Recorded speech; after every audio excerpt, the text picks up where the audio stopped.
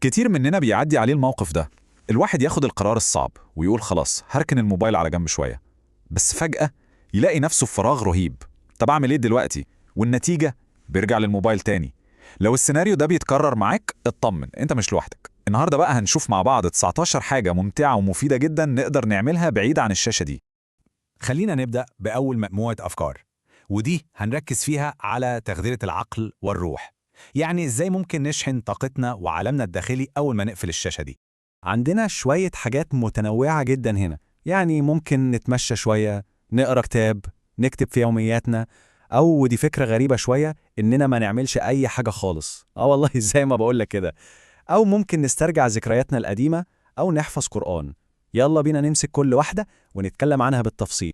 بص بقى، المقولة دي لنيتشه الفيلسوف الألماني. بيقول لك كل الأفكار العظيمة فعلا بتيجي وإحنا بنتمشى. فكرة المشي دي عبقرية لأن جسمك بيكون مشغول بالحركة، فده بيحرر عقلك تماما، بيبدأ يربط بين الأفكار ويطلع حاجات جديدة. عشان كده نصيحة مهمة قوي، خلي معاك دايما نوتة وقلم وانت بتتمشى. صدقني هتجيلك أفكار هتحتاج تسجلها فورا. طيب نيجي بقى للقراءة. في فرق كبير قوي بين متعة الفيلم ومتعة الرواية. الفيلم بيديلك متعة سريعة، ساعتين بالكتير والدنيا خلصت. لكن الرواية دي قصة تانية خالص، بتعيش جواها ساعات وأيام، بتغوص في تفاصيل. والأجمل من كل ده إن الواحد هو اللي بيبقى المخرج في خياله، هو اللي بيتصور الشخصيات والأماكن. يا ترى إيه آخر رواية قدرت تاخدنا لعالمها بالشكل ده؟ أما الكتابة أو التدوين فدي بقى عاملة زي ما تكون جلسة علاج نفسي مجانية. لما بنطلع كل الأفكار والمشاعر اللي جوانا على الورق، احنا حرفيا بنحول الدوشة واللخبطة اللي في دماغنا دي لوضوح وصفاء. التشبيه ده عجبني جدا. الفكرة جوه دماغك بتكون عاملة زي فيديو جودته 240 بي، مشبرة ومش واضحة.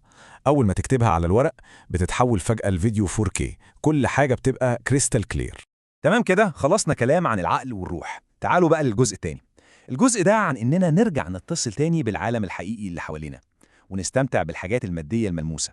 وهنا الأفكار بسيطة وعميقة في نفس الوقت. إننا نقضي وقت حقيقي مع أهلنا، نعمل محادثة حقيقية وش لوش، مش مجرد شات ورسائل. أو حتى نطلع نصطاد، أو نجرب متعة إن الواحد يزرع حاجة بإيده ويشوفها بتكبر قدامه. الموضوع ده بقى وراه تفسير علمي مهم جدا. لما بنقضي وقت مع الناس اللي بنحبهم، مجرد السلام أو الحضن، جسمنا بيفرز هرمون اسمه الأوكسيتوسين. الهرمون ده بيسموه هرمون الترابط الاجتماعي، وهو المسؤول عن إحساسنا بالسعادة والراحة والأمان. عشان كده الوجود الفعلي مع الناس مهم قوي، مش مجرد تواصل أونلاين. ودي بقى معلومة ممكن تكون جديدة ومدهشة لناس كتير قوي. التربة الطينة نفسها ممكن تشتغل كمضاد للاكتئاب. الأبحاث لقت إن في نوع بكتيريا معين عايش في التربة بيحفز المخ يفرز مواد بتحسن المزاج. يعني مجرد إن إيدينا تلمس التربة وإحنا بنزرع، ده في حد ذاته ممكن يحسن حالتنا النفسية بشكل مش طبيعي. الموضوع يستاهل التجربة فعلا. طيب نيجي للقسم الثالث، وده قسم أنا بحبه جدا، وهو إزاي نطلق العنان للمبدع اللي جوانا. إزاي نتحول من مجرد ناس بتستهلك محتوى لناس بتبدع وبتنتج حاجات بنفسها. وده ممكن يحصل بكذا طريقة. إننا نرجع ندور على هواياتنا القديمة اللي نسيناها، أو نعمل أي حاجة بإيدينا، أي حرفة يدوية، أو حتى نلعب ألعاب ذكاء بس النسخة الحقيقية منها مش اللي على الموبايل. وهنا في قاعدة عملية ومشهورة جدا بتقول إن الإنسان الناجح محتاج يكون عنده 3 أنواع من الهوايات في حياته. أولا هواية بتجيب له فلوس، ثانيا هواية بتحافظ على صحته ولياقته، وثالثا هواية إبداعية يطلع فيها طاقته. التوازن بين ال3 دول هو اللي بيخلق حياة متكاملة ومرضية بجد. خلينا نفكر فيها كده لحظة. في فرق شاسع بين إن الواحد يلعب شطرنج على الموبايل، وبين إنه يمسك قطعة الشطرنج الخشبية في إيده، يحس بوزنها وملمسها ويحركها على الرقعة. الإحساس الحقيقي الملموس ده بيدي شعور بالرضا والمتعة مختلف تماماً. ونفس الكلام على فكرة بينطبق على حل الكلمات المتقاطعة في جورنال ورقي بدل ما نحلها على تطبيق. ونوصل دلوقتي للقسم الأخير والمهم جدا، وتطوير الذاتي المركز. إزاي نقدر نستغل الوقت اللي بنبعد فيه عن الموبايل ده عشان نبني نسخة أحسن من نفسنا خطوة بخطوة؟ طيب إزاي؟ ممكن بمجرد إننا نراجع خططنا ومشاريعنا اللي شغالين عليها، أو نذاكر بتركيز حقيقي وبدون أي تشتيت، أو حتى حاجة بسيطة زي إننا نرتب وننظم المكان اللي حوالينا، أو الأجمل من كل ده إننا نتعلم مهارة جديدة خالص. في مقولة عظيمة في الإدارة بتقول ما يتم قياسه يتم تحسينه. يعني إيه الكلام ده؟ يعني ببساطة لما بنتابع تقدمنا في أي هدف بشكل دوري، سواء كل أسبوع أو كل شهر، بنلاقي نفسنا بشكل تلقائي بنتحسن وبنتقدم فيه، حتى لو كانت خطوات صغيرة. وعملية التحسين دي ليها دورة بسيطة جدا.